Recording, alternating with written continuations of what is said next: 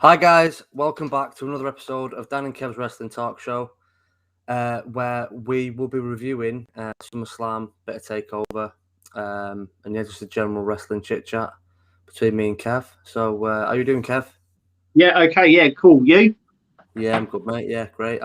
Mate. As a United fan, I'm on cloud fucking nine because my boy's home. Is home. So. Yep. Yeah, I'm extremely happy. Obviously, we're recording this Saturday afternoon, so you're less happy after Arsenal's result. So, Well, less happy the whole thing. Really, they haven't won a game. Anyway, I haven't scored a goal. don't even get me started on that.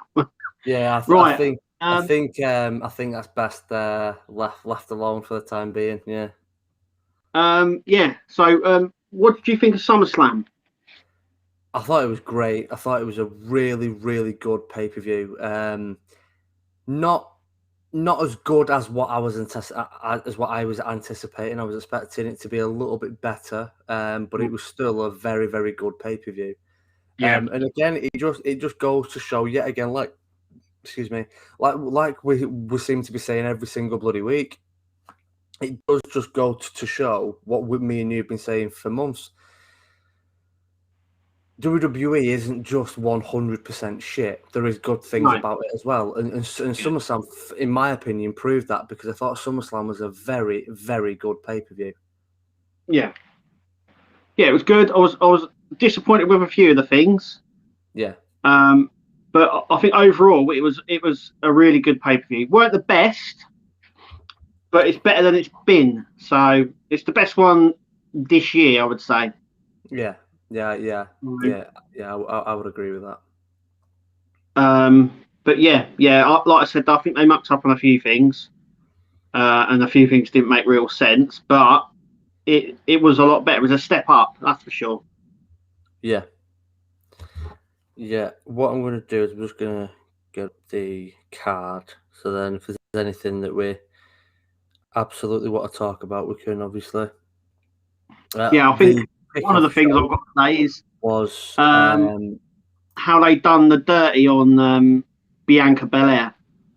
I mean, well, look. The first point that I want to make about that is there's rumours, and again, yes, I know rumours. I understand, but there's rumours that she has got an injury,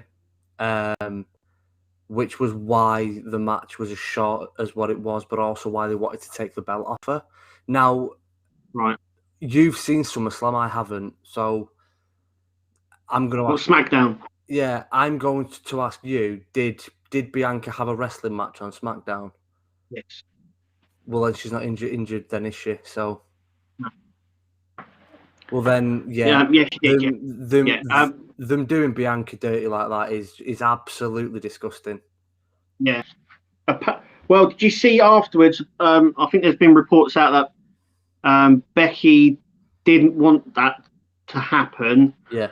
Apparently, it was all Vince McMahon. He wanted it to happen for like a shock value sort of thing, and that's rumours. I don't know if it's true. I know that a lot of people were interviewed afterwards. I think it was Nikki Bella who was interviewed after the SummerSlam thing, and she said she thought it was disgusting what they'd done to Bianca. Yeah, it really. She was at a WWE event saying this, so. Yeah, no, it really, really was. At first, because obviously we didn't know what had happened, we kind of all thought that they just pulled Banks off SummerSlam completely because Lynch was back, and I thought that is fucking disgusting. But that obviously wasn't what happened. She's either got COVID or something, but she wasn't medically cleared that morning. So at least, that's something that, because if they would have just pulled Banks off SummerSlam completely, that would have gone down horrendously. But that obviously isn't as bad. But I do have to say, the way that they treated Bianca Belair in that match is absolutely disgusting. And I think we all knew that wouldn't be Lynch's idea. No. Lynch has come back as a heel, which was apparently her idea after speaking to Roman Reigns. So obviously Becky Lynch is now a heel, but I think that she should have had the match with Carmella, and then Banks should have come out afterwards. Yeah, and said, "I'm your next opponent." Well, not only that, just like praise her and say that I'm back, and then sort of done exactly what Sasha Banks did. You know, where they teamed up and then she turned on her.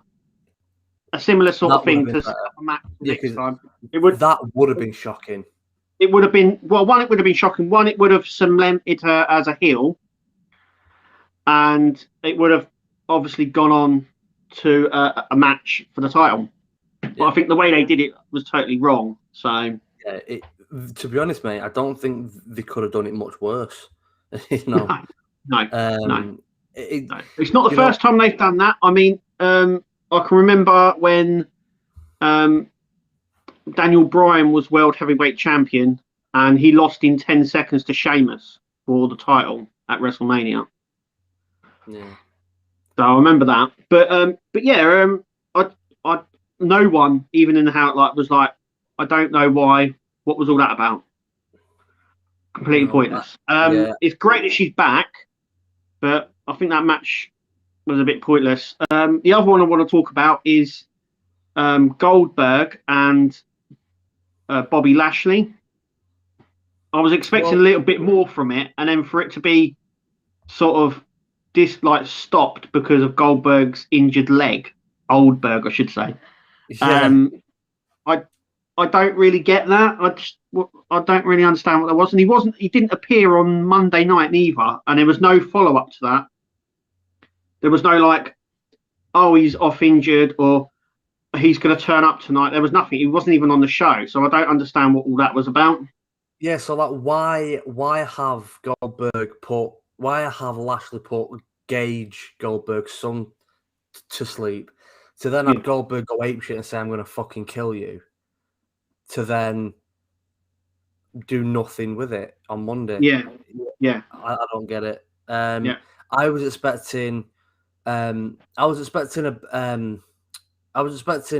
better ending in terms of Goldberg being beat clean, but to be fair, I thought Goldberg actually did more in that match than what I was expecting him to do.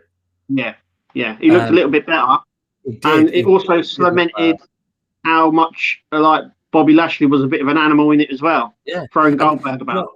I didn't even hate the ending that much because no one called it. No one's seen it coming ending that way. So it's a surprise ending that no one predicted. But I think that does Lashley. People were going, Lashley should have beat him clean. Blah, blah. No, in my opinion, this makes Lashley look even nastier. That the ref had to stop it because of how much damage Lashley had done.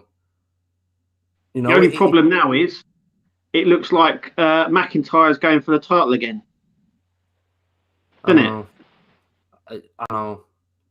I thought, oh, great, we've got Priest. Oh, and McIntyre. Oh, why is he there?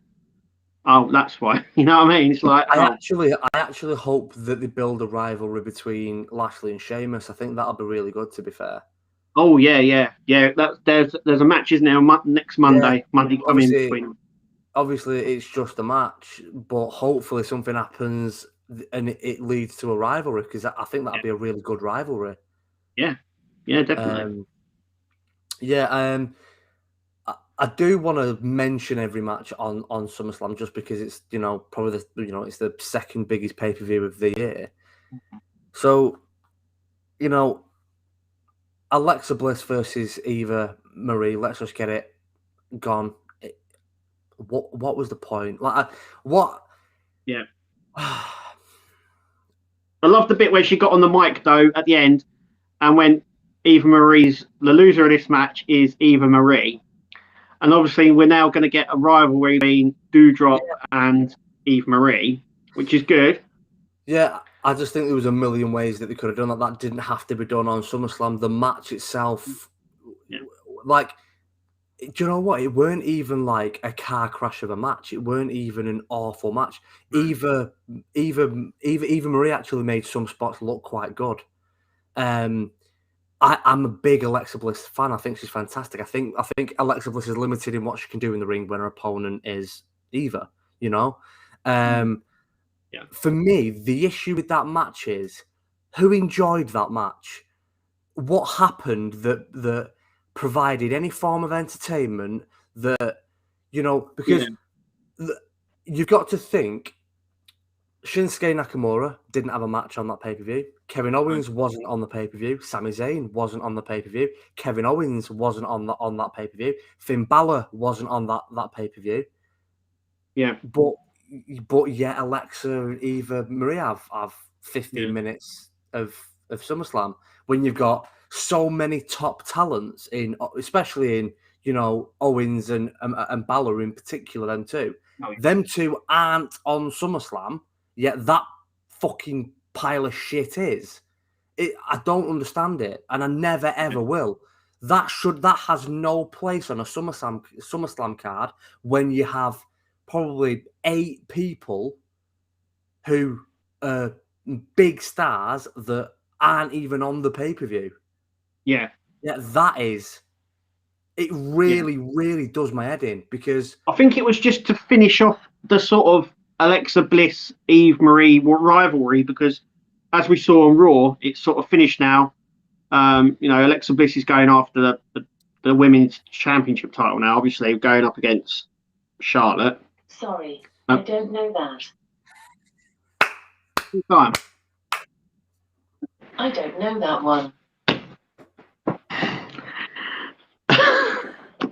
Alexa. Unbelievable.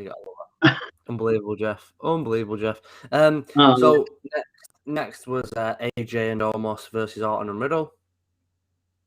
It was obvious. We called it. We said, RK Bro is taking that. It was. We could see it coming a mile off. I don't think they've done anything really with AJ or Omar's, and we've seen. We look at the criticism Omar's got from us. But yeah, like I said, we saw it coming from a mile off. It was a good match, to be fair. Yeah, it was. Yeah. It was a good match. It was nice to see a different side of Orton, where he was being a bit daft after the match. He was being a bit silly and smiling and enjoying himself. I enjoyed it. I think it's the right champions. Don't really know what happens from here because I think what I would do is I would have RK Bro a thing for a while. I would have RK Bro a proper tag team for at least 6 months, and then have Orton turn on him. Yeah, but you've got to end it by you can't have Orton and Riddle in a tag team for years. Forever. You can't make them the new Hardy Boys, because Orton's far too big of a star and Riddle has far too much potential to be stuck in a tag team. I think you give it 5 or 6 months, and then you have an Orton turn on him. Leading to a massive rivalry between Orton and Riddle. I think that's what they have to, and I think that's what they will do as well, to be fair. Yeah. What was the other one? So I'm trying to think now. McIntyre versus Jinder Mahal. Oh, well, we sort of knew it was going to happen there. It was an okay match, but to be fair, it's a match we've seen before. I thought it was boring, mate. I switched off halfway through it. I just weren't. Do you know what it was, right? It might have been actually a better wrestling match than, what I've given it credit for, but do you know when you're just not interested? Yeah. It was a good match, but I think what had happened was we'd seen this, right? I mean, like, we called it as well. McIntyre's going to win. It was just obvious. I wouldn't have seen him losing in that. But yeah, I don't know now where Jinder goes. Does he now start ending up on main event or what? Because I don't know where he now fits in. But it looks like I said, it looks like McIntyre is now going for the WWE title again. But yeah. No, you've got to wait until, I would say, at least, I wouldn't have McIntyre win the Rumble again, but around that time, maybe after the Rumble, maybe you have someone win the Rumble that is challenging for the other title, and you get McIntyre in a rivalry for the other title around that time for next year's Mania, because by that time there's been enough of a gap where fans will now want McIntyre to get a title shot. Again, it's just far too soon, and McIntyre is good, right? Okay, McIntyre is good, but I don't care what anybody says. He is the modern day Roman Reigns. Vince is pushing him that much that, okay, he's not getting the heat and the hatred that Reigns got, but it will come if this shit carries on. For me, I really like McIntyre. I am a Drew McIntyre fan. I think he's exceptional. He's got everything. He's got great mic skills. The promos are fantastic. He looks great. He looks like a champion. He's big, he's powerful, he's intimidating, he's funny, he's good in the ring. He's got everything. Brilliant character, brilliant in the ring. Love him. Okay. Yeah. But I'm bored of him. I'm bored of seeing him. Because it's not him being on every Raw. It's him being involved in every single segment of Raw for the last 2 years. Bored. Yeah, exactly. During the pandemic and that, he was on it all the time. And he sort of did carry WWE for a while. But I think now we've got to the point where, okay, we've seen him now. You know what I mean? Yeah. Let's move on. He's got like I said, he should be champion. But, yeah, we've gotten bored of him because during the pandemic, he was sort of shoved down our throats. And now it's got to the point where we're like, we don't want that now. You know? No. But yeah, I've got to mention, obviously, I've got to say the two best matches on the card were obviously Edge and Seth Rollins, and obviously John Cena versus Roman Reigns. There were the two best matches on the whole card. Well, by far. Well, let's keep working our way up, and then we'll get to them at the end. So next was Sheamus versus Damian Priest for the US title, which I thought was a great match. Yeah, they both work well together. They're both big as well, and once again we called it. They've done nothing really with Sheamus and Priest. They were pushing, and you could see that the title was going to be changed to him. Let's see what happens now, because like I said, on Raw he turned up and he challenged Bobby Lashley, but he's the US champion, so I don't know if they're going to push him yet. But I'm wondering if they're going, okay, let's see what he's like. Let's see what reaction we get. Let's see what he's like with Bobby Lashley, and we'll go from there, sort of thing. Yeah, I agree. I think it's. I think it was a really good match. I think moving forward, this is a good spot for both Priest and Sheamus now. I'm looking forward to seeing how both of them are used. Usos versus Mysterios. Once again, I think we called it. Exactly, it went exactly how. To be honest, if anyone watching this, if you go back and watch our preview video for SummerSlam, the match went exactly how we both said that it would. Once again, it says once again, if you watch that match, it's excellent. The Usos and the Mysterios, man, they work well together, and it was such a good match, backwards and forwards. Kickouts, everything. It had everything. Dom's very, very good for his age. Oh yeah. Very, very good for his age. Yeah. He got very criticised when he first come in, because obviously he was like, well, hang on a minute, what happened? Don't you go for NXT first and all that? But I'll tell you what, he's getting better and better every single week. Every time you see him, better and better. He's getting there, and this match sort of like solidifies that really as well, because he just works so well. Yeah. Next was, I think, the one you want to talk about, Edge versus Rollins. Excellent. Edge come out with the Brood sort of entrance, flashback sort of stuff. But yeah, I like the way they did it. I like the way that they did that. I thought that was perfect, because when he obviously soaked Rollins in the Brood bath, on the Smackdown, well, the night before SummerSlam, I think we all went, oh, wow. And then he did the Brood entrance, but like, as Edge fans, you want to hear on this day. You want to hear his music. You know, the fact that they meshed both, the fact that he did the Brood entrance, and then he got halfway down the ramp, and then it changed to on this day. Yeah. Perfect. Yeah. I thought it was a spectacular match, and do you know he's 48 now, Edge. 48, like, but it's not just that he's 48. He didn't wrestle for nearly a decade. Yeah. Look, I'll tell you what, man. He hasn't missed a beat, and it's so good. And that match was, like I said, the second best match on the night. I think probably the first best match, probably the best match on the night. I think from a wrestling standpoint, I just think it had more spots, and I think it had more. I think it was a better technical wrestling match than what Roman Cena was. I think Roman Cena was a very different style of match. I think if you're a wrestling purist and you want to see a fantastic wrestling match, that is the match of the night. I think it was absolutely fantastic.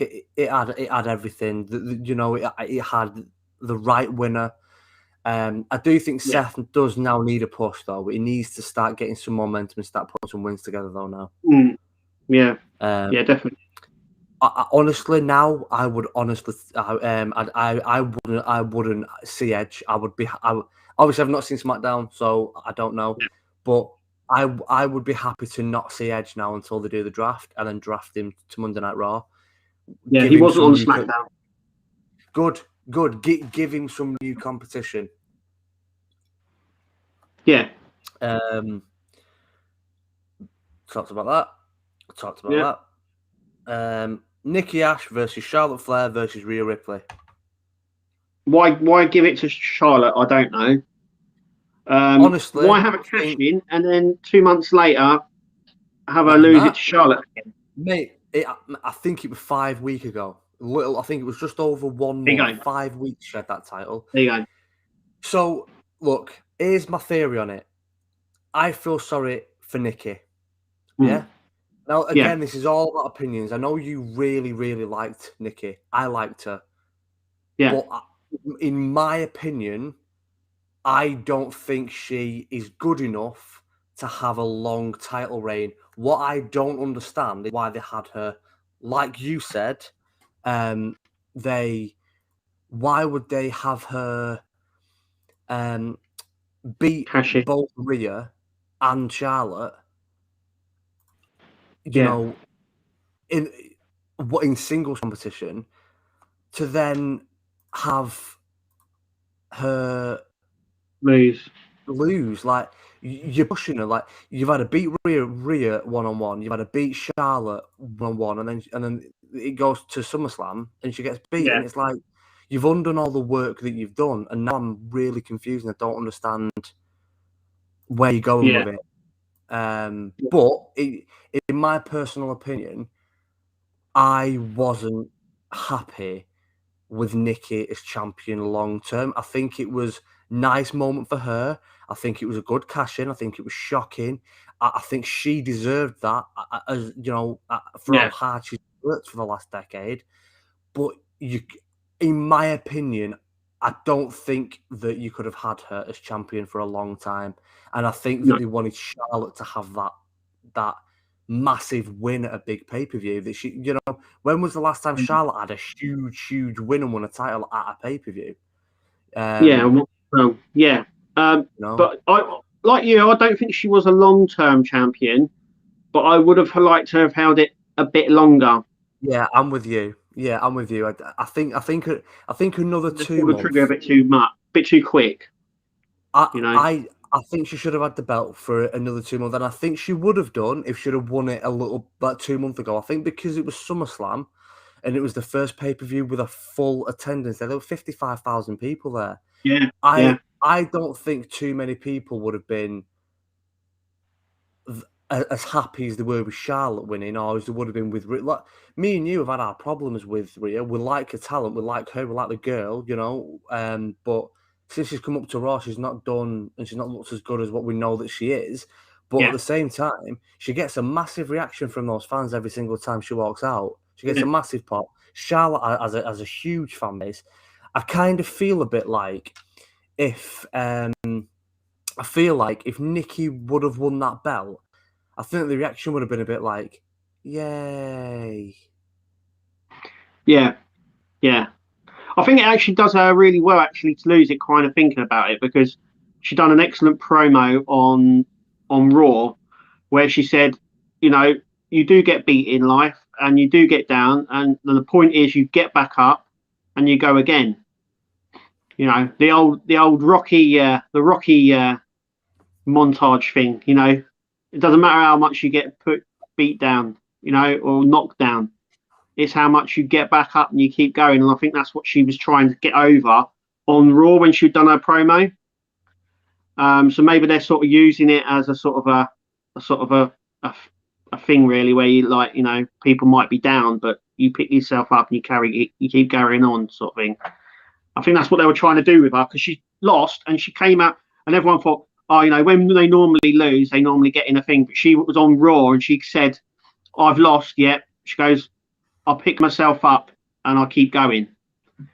So maybe that's what they're trying to do, like, you know, that sort of character.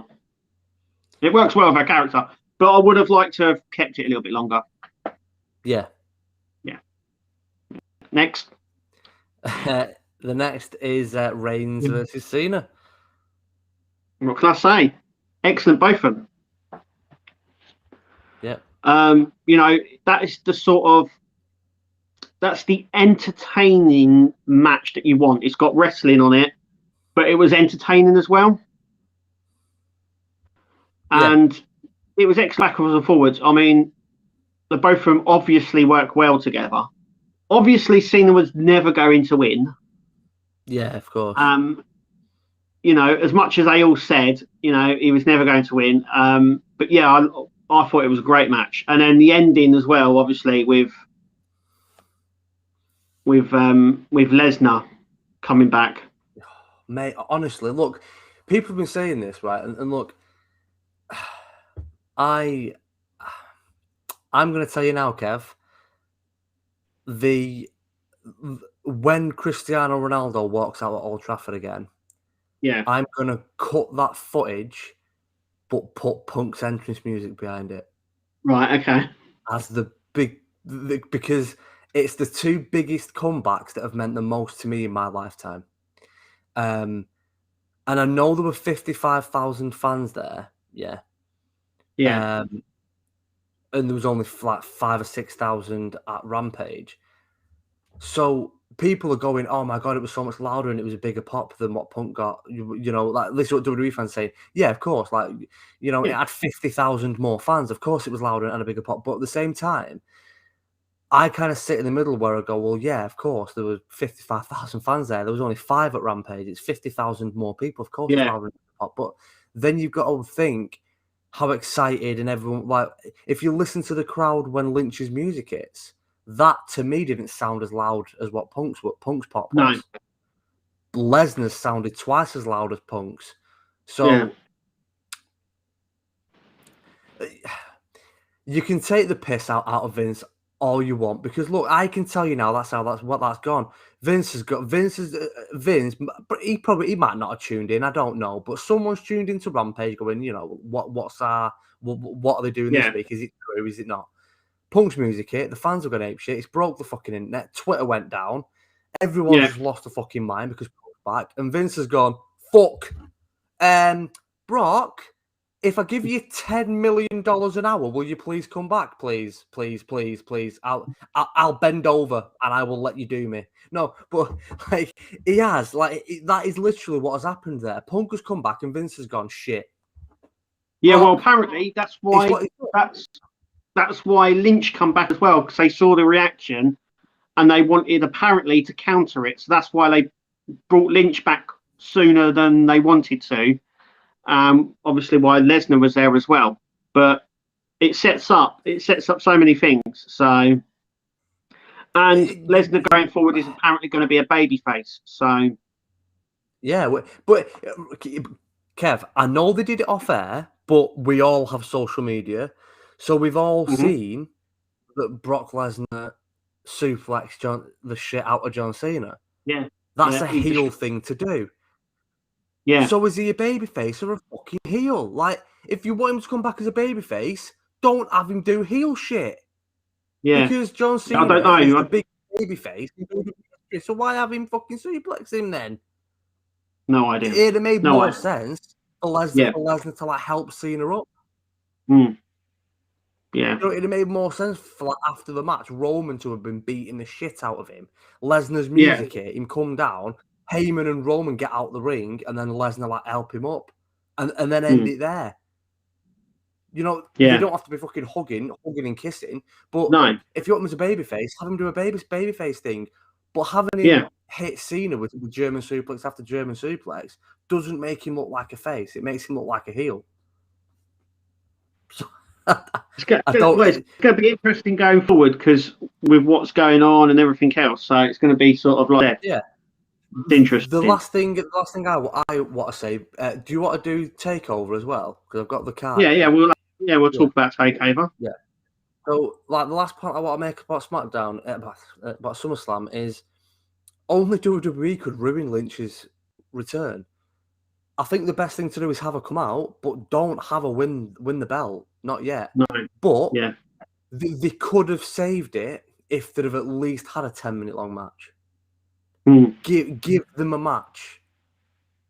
Yeah. Like, not being funny, did you see Lynch's body? Yeah. He birthed like 6 months ago. I think there's going to be a bit of a rivalry between her and Bianca. I think they're going to have a few matches. You've got Extreme Rules next pay-per-view, so it'll be interesting. But when you look at how completely flat Becky Lynch's belly is, she gave birth 6 months ago. How hard has she worked in that gym to get her belly back? Yeah, she mentioned that on SmackDown. So look, like she's in. You're telling me that she couldn't have done a 5-minute match, 10-minute. Oh match? yeah, of course she could have. Yeah. They've chosen not to, and it has ruined her return. No, she's gonna kill me for this. That's the first time I think I've ever seen Nat actually properly cry happy tears because someone's returned. It's the first time she's actually cried because she's been so happy that someone's come back. And then 5 minutes later, she's going, "This is fucking bullshit." Yeah, we were all happy that she come back. My daughter, obviously a massive Becky Lynch fan, was great that she come back. But then that match happened, and she was like, well, "What's the point of that? What's going on there? At least have a match. Don't just." It's like she handed it over to her. Anyway, SummerSlam was great, but not as good as Takeover, in my opinion. I think I might have to disagree there because fine. There were a couple of good, like I said, I think it was on par with SummerSlam. It wasn't great. There were some bits that weren't too great, but there were some matches that were really good. But I think that the thing that put it all into perspective was how hostile that crowd was. Look, I mean, the crowd didn't give a shit. The reason why I feel Takeover was a better pay-per-view than SummerSlam, and this is all personal preference, and everyone will have a different opinion on it. Yeah. I watched Takeover and I threw my phone to the other end of the room so that I couldn't get distracted by a notification of somebody messaging me. Because my phone, I'm getting messages 24/7 for different reasons. So I didn't do that with SummerSlam. I enjoyed SummerSlam. Takeover, it felt like I couldn't take my eyes off it. I was completely pulled in, and I enjoyed every single second of it. I enjoyed a lot of SummerSlam, but there were parts of SummerSlam where I was bored, drifted in and out, went to the toilet, and that's like, "Do you want me to pause it?" "Nah, you're all right." Went and got a drink, made myself something to eat, come back in. Have I missed out? No. Like, there were bits of SummerSlam that I just did not give a shit about. Whereas the whole Takeover card, some of the matches weren't fantastic, but I enjoyed everything. And the matches that weren't good, were absolutely exceptional. We will get to it later. I'm going to save it for last.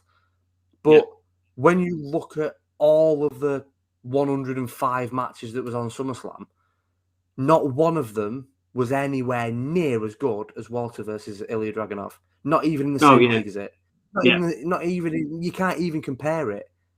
Like, NXT as a wrestling fan gave me more moments where I was elated, whether it be someone winning a match, whether it be a spot in a match, whether it be a false finish, whatever it was. The only things that had me go, oh my God, fucking hell, was Lynch's return and Lesnar's return. I enjoyed Edge's Brood entrance, but I knew that it was going to happen. But Lynch and Lesnar's return was the two moments.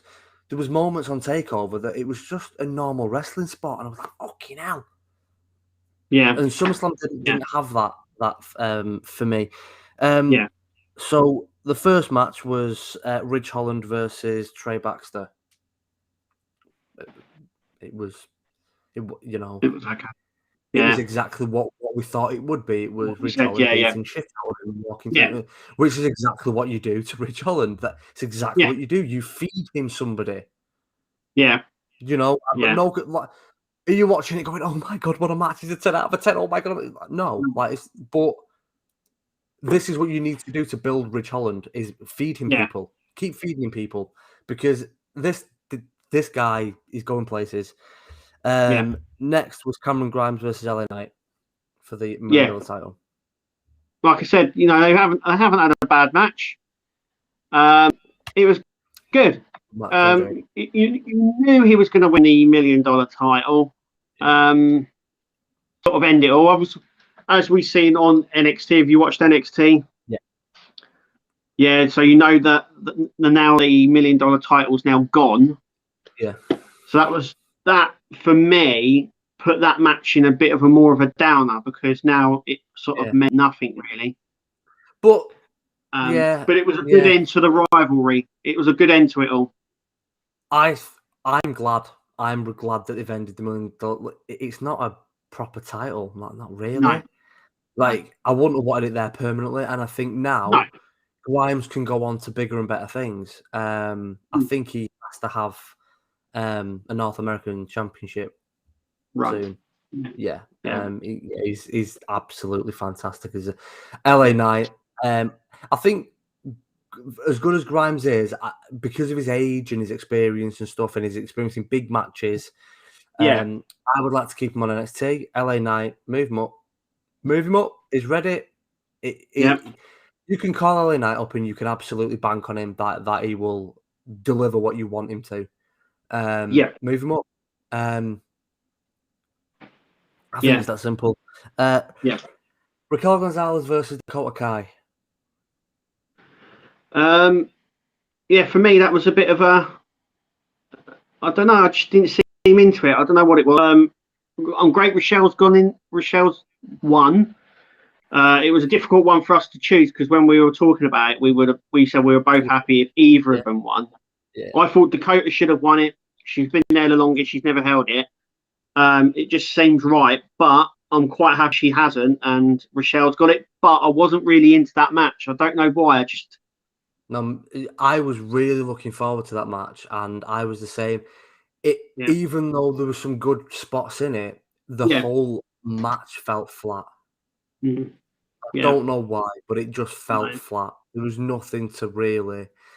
Me and Nat said to each other a few times, "Come on, girls! Like, you need to do something, because it's just flat. I'm not interested in the live crowd. Clearly, weren't that interested. I don't know what happened there, but something wasn't right. Because both of them are capable of a lot better than that, and I don't know, something felt off. I was expecting much. Well, it wasn't a bad match. No, it's impossible for these two to put on a bad match. It was a bit meh. It was all right, and these two at a takeover, that match shouldn't be all right. It should be spectacular, and it just wasn't. Next was I'll save it for last. Next was Kyle O'Reilly versus Adam Cole. Really good. Great. Really good. They fought each other. I didn't realise this, but they fought each other in the Indies quite a lot as well. And they're excellent. Both of them are excellent.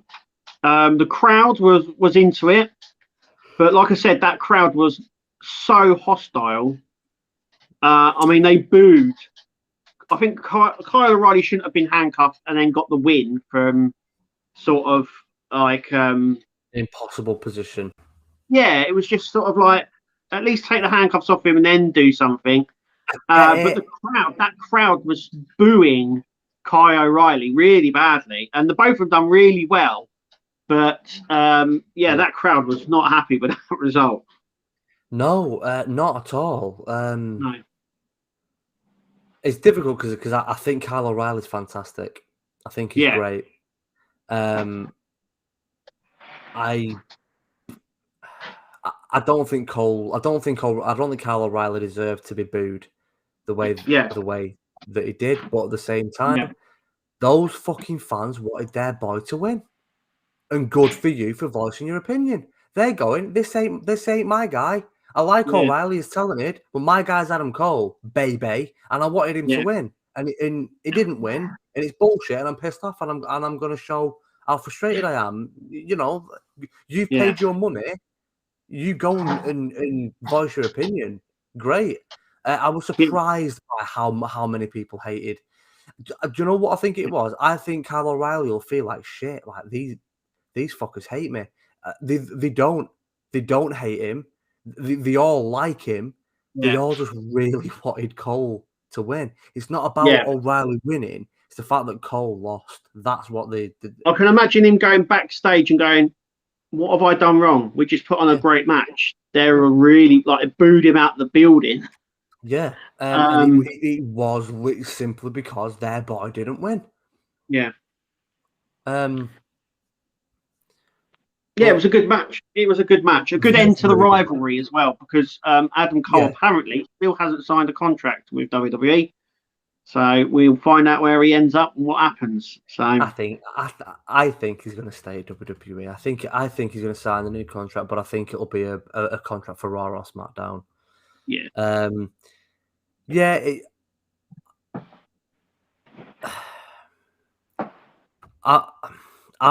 don't know how to feel about O'Reilly. The way O'Reilly won the first fall with Rollins and catching him, it was just, I get it because it ends that first match quickly. Now you've got more time for the second and third fall. I get that, but I don't know. Something about it was just a little bit like that could have been better.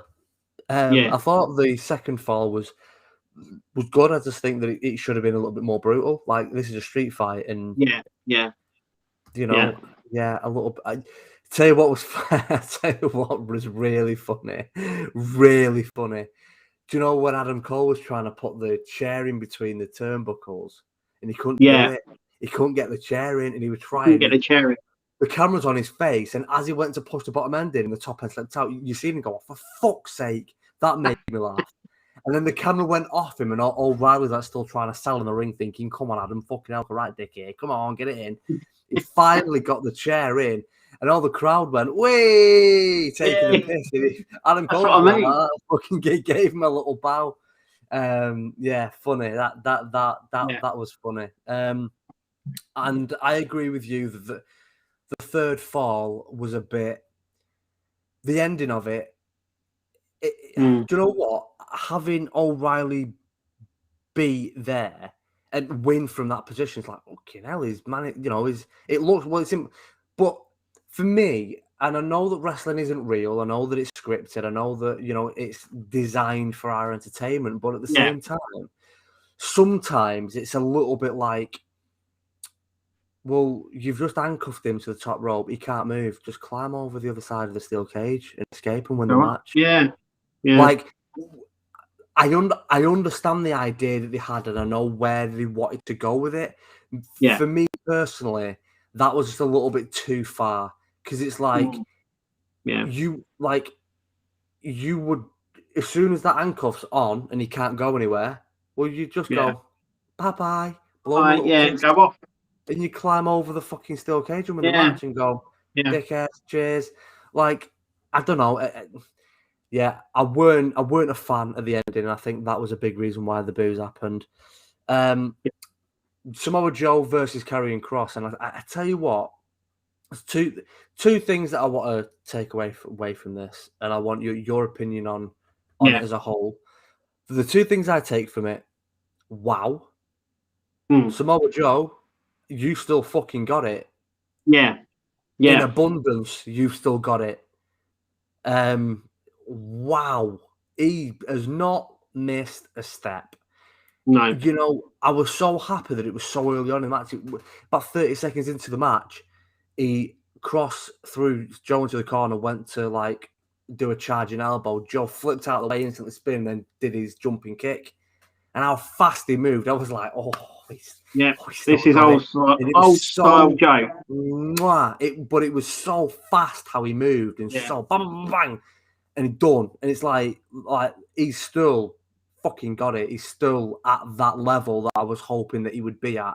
He's still exceptional. And the whole match, Cross deserves more credit for that match, because for how good Joe looked that good because of how good Cross did in that match.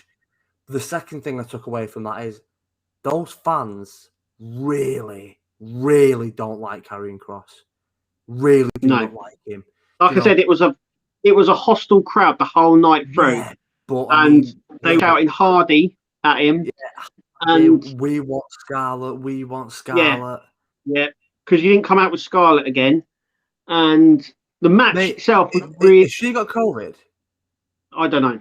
If she has, then why isn't Cross not gone? But I mean, unless the match itself was excellent. Together. The match itself was excellent, really good. Very good match. Yeah. But that ending, that crowd, another one. They just booed him straight out of the building. I was like, this is Karrion Kross. This is what, everyone was so high up on him, and now everyone seems to hate him. And I think they hate him even more now because of how he come out on Raw in the mask and the cross things. So I don't know what they're doing there with him, but they did remind me of that.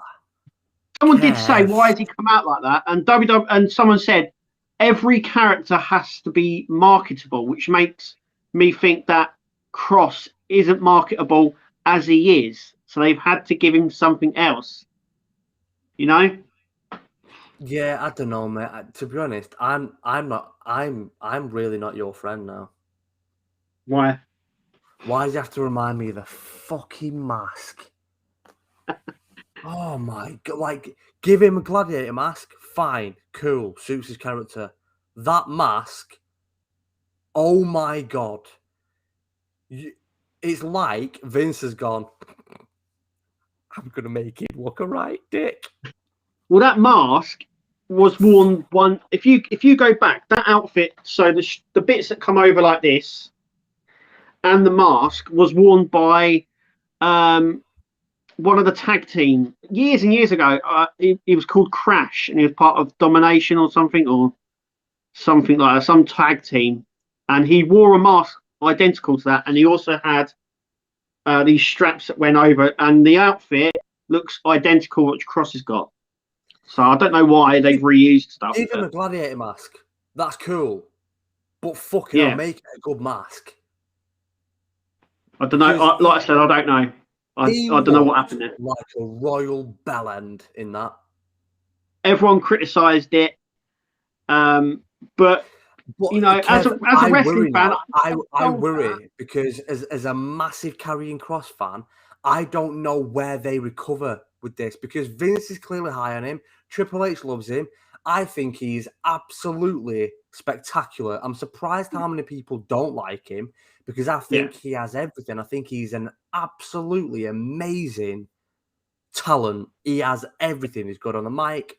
So his Scarlett with him makes him better, granted. He's intimidating. He is like fucking Gerard Butler from 300, that character. He's menacing. He's nasty. I like the whole, what I think they should do more of is have him on Raw, but don't have him there. Have Scarlett come out with the fucking sand timer and just turn it upside down at the end of someone's match and just point, you're next. TikTok, you. and then leave it, and then 2 weeks later have Cross come out and attack him, and then lead it to a big. What they did with carrying Cross 12 months ago, he looked like $1 million. And then even like the last few months of his NXT when he's not looked the best, and Scarlett's gone, but on Raw he's looked like a bag of shit. Yeah, and I'm genuinely worried. Can they recover this now? Well, I think if he can change, as we've seen with many wrestlers and stuff like that, they can change their gimmick over time, and if it gets stale, they change it. And the good thing is, you need to be changeable as well. You can't just keep beating the dead horse. This is, hopefully it rides out, and he's and it all works out at the end. But yeah, I don't know. Creatively, they've probably gone, oh, he needs something. Yeah, fucking Scarlett. And they've gone, well, we've got this mask here, get him to wear that sort of thing. And he's gone, okay, look, you pay my wages, I'll do what you ask me. And goes off. But yeah. Kev, look, I really, really want your opinion on this. I don't think you're as big of a Cross fan as I am. I don't think you're as big on him as what I am. I don't know. No, it's fair to say probably no. So I said to Nat, I said, am I just really high on him when there's nothing there? Because the fans hate him. And I said, Kev said that he likes him, but whenever I talk about him, he's a bit like, yeah, I like him. Every single time I talk to you about Karrion Kross, and I'm going, Kev, he's fucking amazing. I love him. And I'm going on with myself, and you just kind of go, yeah. And I'm like, you do your fucking annoying just little thumbs up thing back to me, and I'm like, you fucking wanker. And then, so I said to Nat, I said, Kev clearly isn't as high on him as I am. I said, and you're not. And what is it? And she said, right, when he's with Scarlett, I think he's amazing. I think he's good without her, but I don't think his character works as well without her. And I went, fair enough. She said, I think he's very intimidating. She said all the backstage stuff. Like, do you remember my favorite thing that WWE have done in years because of how it made me feel and how it made me gasp was when it was in the middle of a match had ended, the wrestlers had left the ring, and then it went up to the big screen and it was just jet black and it was backstage and you just heard bang, bang, bang, smack, crack, bang, crack. Yeah. It went on for about 8 seconds and then the lights went on and a camera just panned up and Cross is there with his white button shirt ripped across his chest and the camera just slowly zoomed out and there's about fucking 15 men behind him laid to waste. Where he's gone backstage in a bad mood and he's just fucking battered everybody in that locker room. 15 bodies just on the floor behind him. And then you're like, oh my God, this guy's an absolute animal. All that stuff is great, right? Yeah. His character's fantastic. He's good on the mic, but Scarlett, really solidifies him and makes him exceptional in them promos. She said, but honestly, she went, I don't think he's that good in the ring. And I went, I like him. I like his style, but I know what she means. He doesn't really do an awful lot. I think what frustrates me is look at him. Look at his body. He's 6'3". He's built like a brick shithouse. He's freakishly powerful, but he's fast. He's athletic. He's agile. You see, just clip it. It's just little bits. You go back and look at his last 2 years in NXT, and you'll see just little bits where he'll roll or move or jump out the ring or he'll sell a move or whatever it is. He'll do a little thing that shows you that he's capable of doing so much more than what he does in his moveset. I feel like in a match, his moveset is like this, and he does 5 or 6 things, and that is it. Whereas his actual repertoire and what he's capable of doing is enormous, and he doesn't do it. Yeah, and I don't know why. I think for me, he came in and he went straight to the title picture, and it was a bit like too soon. And I think he was just pushed too soon. I think what happens now is he's lost that momentum, and people are like, oh, we want something else. We want to see this. And I think he's been limited in what he can do. And I think after he lost, after this sort of stunt now, he's lost. I think they're trying to place him, and obviously him coming up to Raw, I think they've gone. He's really good. He's something. He's come up to Raw, and it's not really sort of phased in, if you know what I mean. I think he would have fitted better on SmackDown. I think he needs Scarlett back. And he needs Scarlett back. I think he goes to SmackDown, and he needs to be in sort of intercontinental rivalry as well. Go through a few people like Gable and all those sort of people, Zayn and all that sort of stuff. But it's difficult where to place him. But yeah, he's missing something. I mean, you said the thing as well. It's like when he came out, when he debuted on Raw, you were like, the crowd was dead, and you were like, how can you be that? Look at him, he's Karrion Kross, he's so good. And I think that just, and I've said a lot of people don't watch NXT, but still, I mean, even now when he comes out, and he came out with a mask on, and he came out the week before, and the crowd is still dead. The crowd is still dead. I really like him. I think he needs to do more in that ring, because I can say with 100% certainty he's a very talented wrestler, and he can do a hell of a lot more than what he actually does in his matches. And I don't know if he's being held back. I don't know if he's being told to, I don't know if his matches are being scripted where they're saying do this, do that, do this, do that, and that's it. I don't know. Like, we're not there behind the scenes. We don't know what is going on.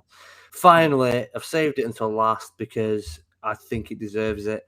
I think unbelievably, I don't actually think this match was as good as their first one, but Walter versus Dragunov probably will win match of the year again. Again, yeah, definitely. It won match of the year last year, and I think it will match of the year this year. I mean, we see wrestling matches, and sometimes you can say, that didn't really connect, and they're punching in front. Man, these two, they obviously went, no, slap me real. Don't hold back. You whack me as hard as you can, and I will do the same shit. And the two of them have just gone, all right, let's just beat the shit out of each other. Both absolutely fantastic stars, both of them. I mean, the welts on Dragunov's chest. I mean, I don't know if you saw, but he posted a photo of them on a beach. I think it was on a Tuesday or a Wednesday, and he still had them all on his body. Yeah, like 4 days after. So they did not hold anything back. Walter is an animal anyway. Walter is just an animal. Sort of when I think of dream matches, I think of him and Brock Lesnar, him and Bobby Lashley.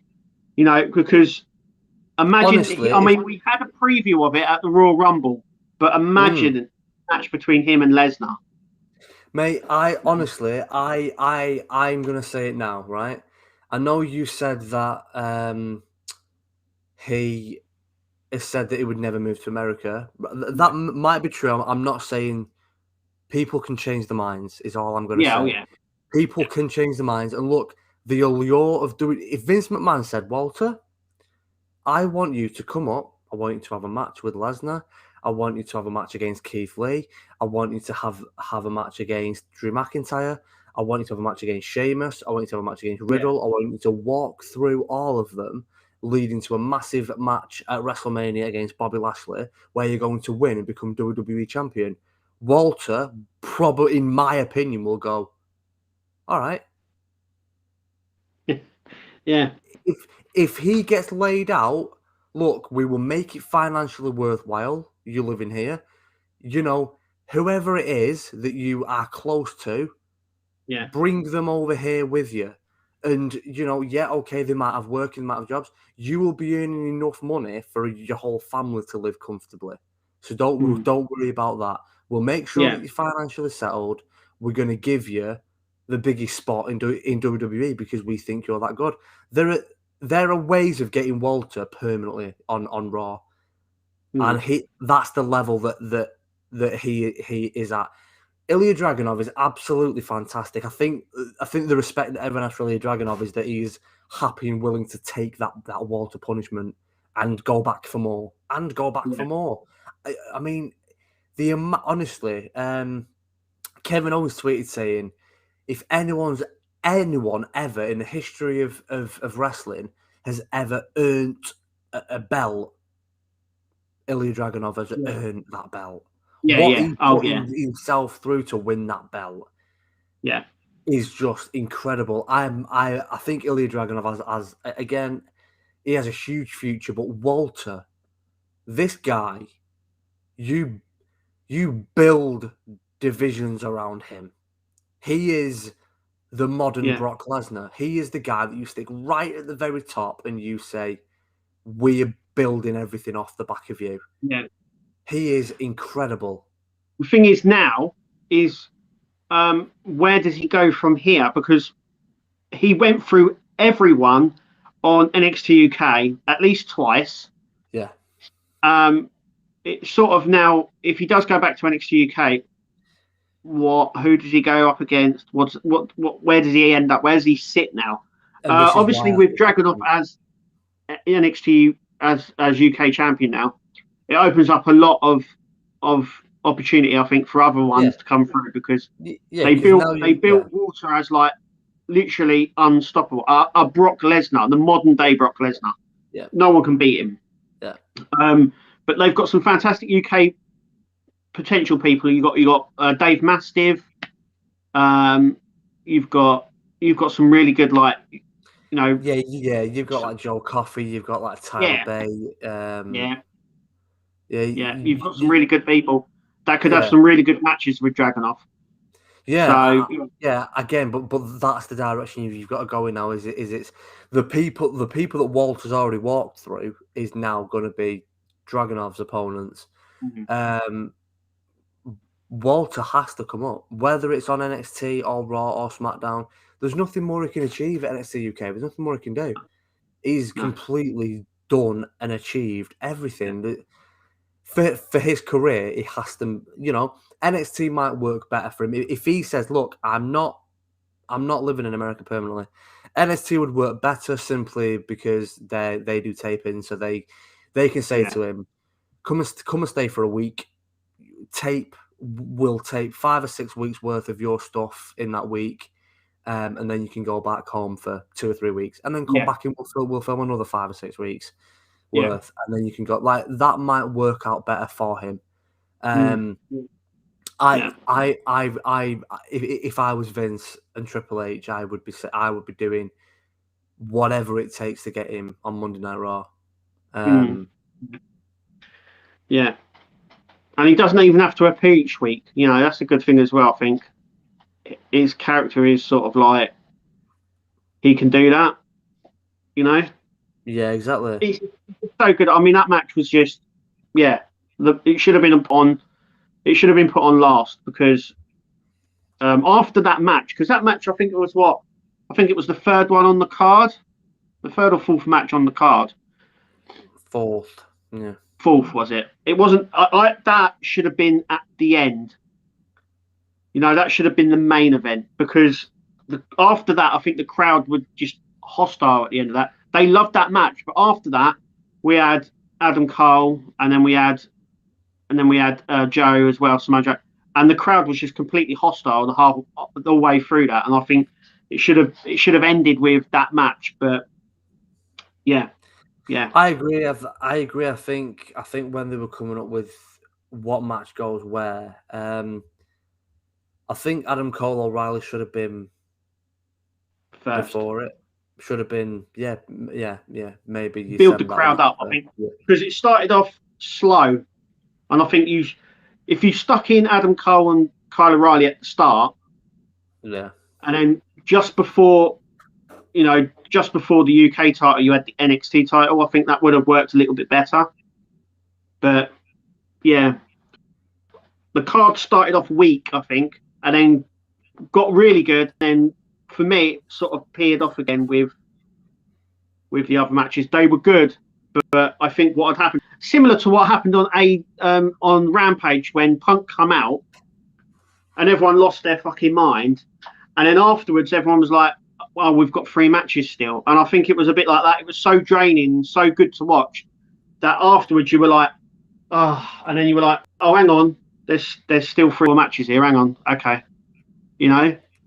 I agree. I think the issue was, and I think they would never make the decision any different, because Samoa Joe was winning the belt. Samoa Joe's first match, when, you know, pretty much everybody, apart from Samoa Joe, pretty much everyone else thought that he was done and he would never ever wrestle again. I'm sure, even though Joe says that he never believed it, I think that the thought will have gone through his mind. Shit, what if I am done? I think the fact that he's coming,